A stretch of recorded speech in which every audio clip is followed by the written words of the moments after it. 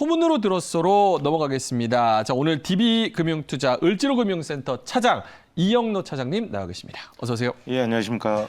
자, 일단은 오늘 금요일이에요. 이제 연휴 때 쉬고 와서 네. 이틀 조금 정신 차릴만 했더니 다시 이제 네. 주말입니다. 일단 오늘을 잘 넘겨야 될 것 같은데 오늘 증시 어떨 것 같으세요? 살짝 프리뷰를 해볼까요? 일단은 어제 같은 경우에 이제 미국이 많이 올랐기 때문에 예. 한국 시장이 시작할 때는 좀 괜찮을지 모르겠어요. 음. 근데 일단 저는 조금 약간 이제 막 그렇게 급락을 하거나 뭐 예. 이런 부분들은 바라보진 않아요. 다만 시장이 너무 재미없고 지루한 그런 장이 되지 않을까. 예. 어제 같은 경우도 어떤 특정 섹터별 뭐 우리가 지금 오징어 때문에 예. 난리가 났죠. 그렇죠. 그러면서 컨텐츠 관련 기업들이라든지 이런 쪽 올라갔고 셀트리온 삼형제가 또 다른 이유 때문에 이제 올라가고 그다음에 뭐 LG화학이 이제 배터리가 이제 다시 들어간다. 뭐 예. 이런 부분들 때문에 이제 올라가고 하는데 일단은 그 보상 부분에 대한 것 처리 부분들도 아직 확실히 안 나온 상황이고요. 기존에 그런 부분들이 정해져 있고 또 다른 어떤 이제 뭐 각종 리스크나 이런 부분들도 있기 때문에 어제는 기술적 반등으로 좀 보고 있고요. 그리고 그 대신 이제 다른 종목들은 전부 다 안 올라가서 주가가 안 갔어요. 예. 그런데 빠진 건가? 뭐 이런 생각이 들 정도의 시장이 느낌이 예. 좀 애매하게 움직이고 있습니다. 그리고 방금 말씀하셨던 이제 중국 중앙정부가 지방정부에 이제 헝다그룹 파산하는 이유를 대비해라. 예. 뭐 이런 이야기들을 나왔는데 우리가 좀 이제 글로벌로 확산되지는 않을 거예요. 저도 그렇게 봅니다. 왜? 공상입니다. 국가니까 예. 죽게 안 놔둔다. 예. 대마불사. 그렇죠. 죽게 놔둬요. 음. 죽게 놔두는데 그걸 이제 국유화해서. 퍼지지가 않아요. 퍼지지가 않아요. 네. 그러니까 이제 내부적으로라든지 이제 그 왜 달러 표시채권에 대한 부분들이라든지 이런 쪽에 대해서는 어느 정도 일정 부분 좀 손실이 나오고 또 제가 그 국가를 지금 홍콩인가요? 홍콩에서 예. 투자했던 건가? 이 부분에 대해서는 전체 손실 처리로 진행한다 뭐 이런 형태로도 지금 나오고 있기 때문에 예. 그게 이제 미국이나 뭐 유럽에서 미국의 이제 서브프라임 모기지 사태로 해가지고 유럽 퍼지고 전 세계적으로 퍼졌던 이런 것보다는 전 세계로 확산되지는 않겠지만 예. 아시아권에 특히 한국 증시에는 어느 정도 좀 충격을 좀 주지 않을까. 다만 이제 예전에 우리가 사드 보복 사태 때문에 예. 되게 충격을 많이 받았었죠. 그때는. 그때는 이제 한국이 중국에 대한 그 투자도 많이 했었고 의존도가 상당히 높은 상황이었습니다.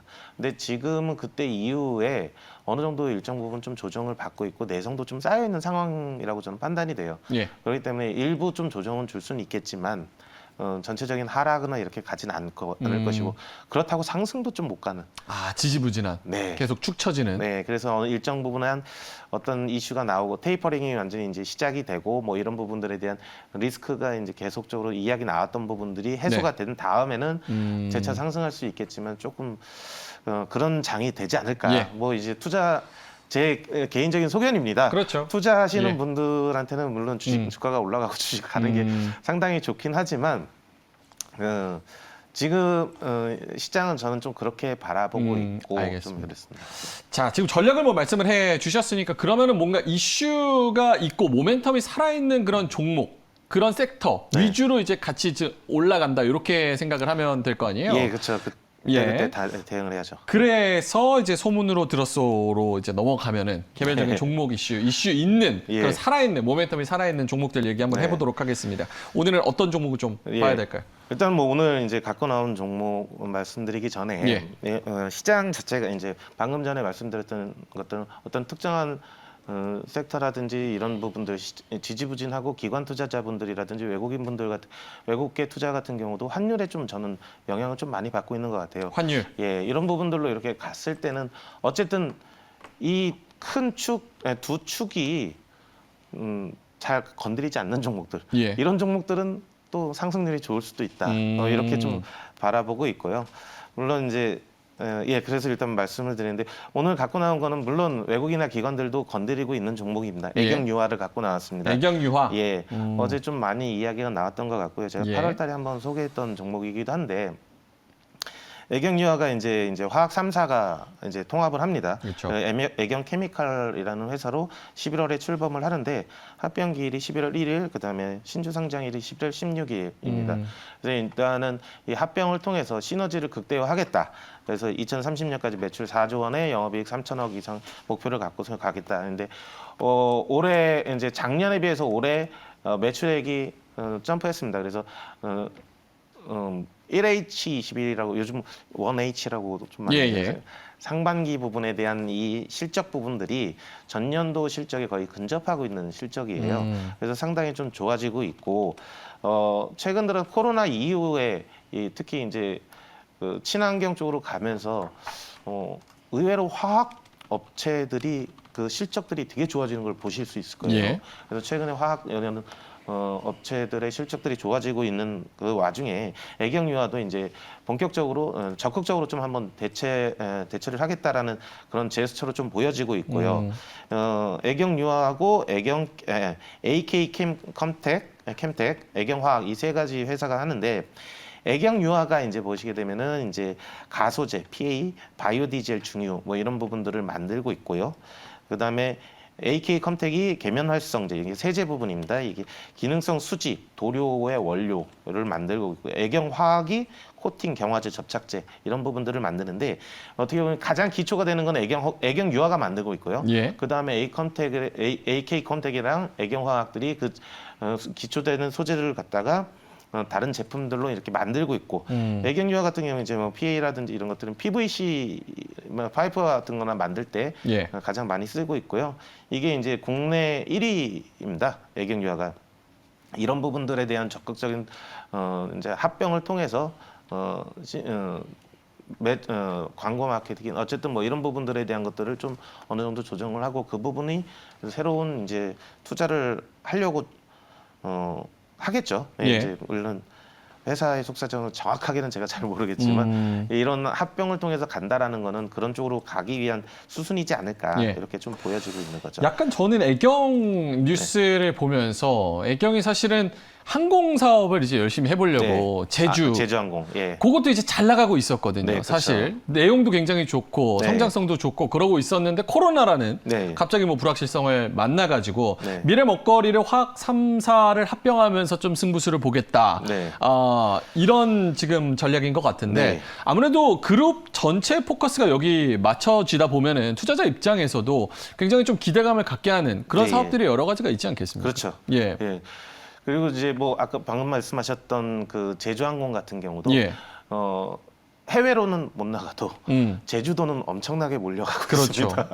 제주 국내 항공 가격이 코로나 초기에는 항공 비행기 값이 되게 쌌었어요. 근데 요즘은 예전에 코로나 이전의 가격이랑 별 차이가 없습니다. 저도 요즘 못 가니까 제주도를 어떻게 하다 보니까 자주 가게 됐는데 제주도 표는 진짜 비싸더라고요. 싼 거 보면 막 뭐 새벽 3시 출발 뭐 이런 거. 그러니까 첫 비행기 뭐 이런 것들만 싸고 나머지는 이제 가격이 이제 정상 가격으로 돌아왔다라는 걸로 보게 되면은 어쨌든 제주항공에 대한 이런 것들도 많이 좀 좋아지지 않을까 보여지고 있고요. 또 이제 제가 집중하고 있는 건 이게 합병으로만 집중하는 것보다는 어쨌든 이제 차세대 우리 ESG 경영 뭐 이런 쪽으로 좀 많이 가고 있지 않습니까? 이 가고 있는 와중에 바이오 디젤이라는 부분을 애경유화에서 이제 취급을 하고 있는데 이게 이제 3분기부터 이제 3분기까지 실적이 계속 3분기뿐만 아니라 앞으로 이제 또 계속 실적이 좋아질 걸로 보여지고 있는데 7월부터 한국에서 이제 바이오 디젤에 혼합을 하게 만들었어요. 그래서 그러니까 기존에는 3% 정도만 혼합을 했는데 3년마다 이제 0.5%씩 늘립니다. 이게 7월부터 3%에서 3.5%로 올랐어요. 그러면 결국은 바이오 디젤에 대한 매출이 더 늘어난다라는 부분이잖아요. 이 바이오 디젤이 이제 혼합을 하게 되면은 일반 경유 대비 배기가스의 배출이 한 33% 정도 준다고 합니다. 그래서 계속적으로 혼합비를 늘리면은 결국은 바이오 디젤에 대한 매출도 늘어나게 되는 거고요. 이 부분 이제 대기 오염에 대한 가스나 이런 것들도 줄어들 수 있기 때문에 적극적으로 이제 활용하고 있는 것 같고 또 바이오 디젤이 이걸 만들 때 뭘로 만드는 줄 아십니까? 뭘로 만들죠? 우리가 보통 이제 바이오 디젤 하면은 뭐 식물이라든지 이런 쪽에서 이렇게 추출한다, 뭐 옥수수라든지 뭐 이렇게 유채꽃 뭐 이런 얘기도 이런 있고. 것들 예. 얘기하지 않습니까? 근데 잘 생각해 보시면요, 우리는 치킨집 많잖아요. 예. 치킨집에서 치킨 튀기고 난 기름, 폐유. 거기서. 예, 그것도 콩기름이에요. 이런 부분들의 폐식용유라든지 이런 부분들을 활용해서 다시 재처리 과정을 통해서 이것들을 이제 바이오 디젤을 만드는 부분들. 또 하나 이제 돼지나 소 이제 동물성 지방 부분에 대해서 이거를 보열을 열을 가해 가지고 지방을 뽑아냅니다. 지방을 뽑아낸 것 갖다가 이걸 또 바이오 디젤로 만들고 있어요. 그래서 뭐 여담이지만 이거 살짝 뭐 이거는 하겠지만 항상 세상에는 음과 양이 있듯이 그 돼지가 우리가 이제 구제역이라든지 뭐 이런 거 걸려가지고 집단 폐사가 일어나지 않습니까? 그렇죠. 그러면은 이 폐사된 이 거를 갖다가 열 처리를 통해서 기름을 짜냅니다. 그러니까 이제 뭐 바이러스 함유될 일은 없어요. 왜냐면 열 처리를 통해서 안전하게 뽑아내기 때문에 이런 부분들이 또 활용이 될 수도 있어요. 바이오 디젤에. 알겠습니다. 그러면 애경유화 같은 경우 지금 뭐 11월이라고 얘기를 하니까 그 전에 주가는 우리가 어느 타이밍에 어떻게 보고 투자를 해야 되고 그리고 실제로 애경유화 주가 같은 경우는 어떻게 움직일 거라고 예측을 우리가 좀 조심스럽게 할 수 있는지. 지금 현재 그 애경유화 가치 부분이 아직도 좀 저렴한 편입니다. 여기 3사가 합산해가지고 하게 되면은 올해 영업이익 같은 경우 1,200억이 넘을 걸로 예상이 되고 있고요. 그리고 지금 현재 합산하고 나서의 그 시가총액이 전체가 이제 한 4,860만 주 정도가 되는데 이 주수랑 현재 가격 같은 경우를 이제 비교해 보게 대입을 해보면 현재까지 그 대표하면 8천억 정도 밸류입니다. 8천억 정도 수준이 되는데요. 지금도 사서 한 20% 정도 20% 정도까지는 충분히 이제 가장 기본적인 우리 시장의 평균적으로 봤을 때 그런 거고 앞으로 미래 가치 이제 올라가는 거라든지 시너지 효과를 극대화하는 데 보게 되면은 한 30% 정도까지의 상승은 충분히 보여지고 있어요. 알겠습니다. 자, 소문으로 들었어. 오늘은 애경유화 관련해서 투자 전략 한번 짜봤습니다. 이영로 DB금융투자 을지로금융센터 차장과 이야기 나눠봤습니다. 오늘 고맙습니다.